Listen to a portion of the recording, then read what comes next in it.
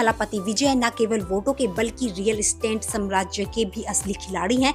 चेन्नई के नीलकराई में आलीशान सी फेसिंग बंगला उनकी भव्य जीवन शैली की गवाही देता है। चुनावी जीत के बाद अब उनके इस विशाल निवेश पोर्टफोलियो की चर्चा हर तरफ है। तमिलनाडु की सियासत में एक नया अध्याय शुरू हो चुका है और इस बदलाव के केंद्र में है थलापति विजय। मैच 2 साल पहले अपनी राजनीतिक पार्टी टीवीके का आगाज करने वाले विजय ने चुनावी मैदान में तमिलनाडु के बड़े बड़े दिग्गजों को धूल चटाते हुए सबसे बड़े विनर के रूप में अपनी पहचान दर्ज की।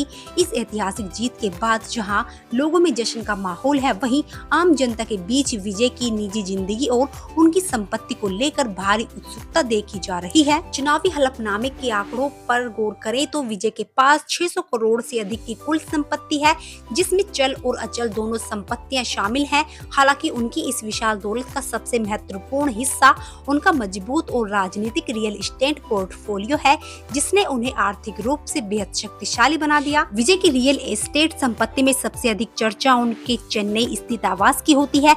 चेन्नई के नीलकराई में समुद्र के किनारे बना उनका आलीशान बंगला किसी महल से कम नहीं है।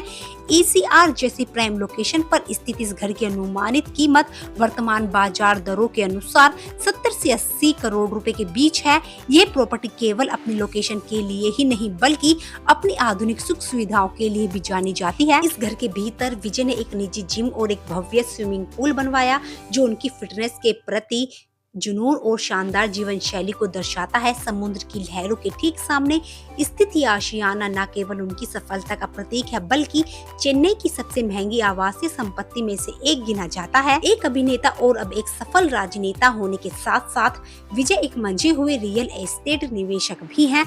उन्होंने अपनी संपत्ति का एक बड़ा हिस्सा कमर्शियल संपत्ति में निवेश किया ताकि आय का एक निरंतर स्रोत बना रहे। मैजिक ब्रिक्स की रिपोर्ट और अन्य रियल एस्टेट आंकड़ों के अनुसार विजय ने चेन्नई के प्रमुख व्यापारिक क्षेत्रों में कई कमर्शियल बिल्डिंग्स किराए पर दी हैं। बता दें, इन प्रॉपर्टियों से उन्हें हर महीने करोड़ों में किराया मिलता है, जो उनके वित्तीय पोर्टफोलियो को स्थिरता प्रदान करता है। इसके अलावा विजय ने केवल राजधानी चेन्नई तक ही खुद को सीमित नहीं रखा बल्कि पूरे तमिलनाडु में राजनीतिक रूप से जमीन के बड़े हिस्सों में निवेश किया।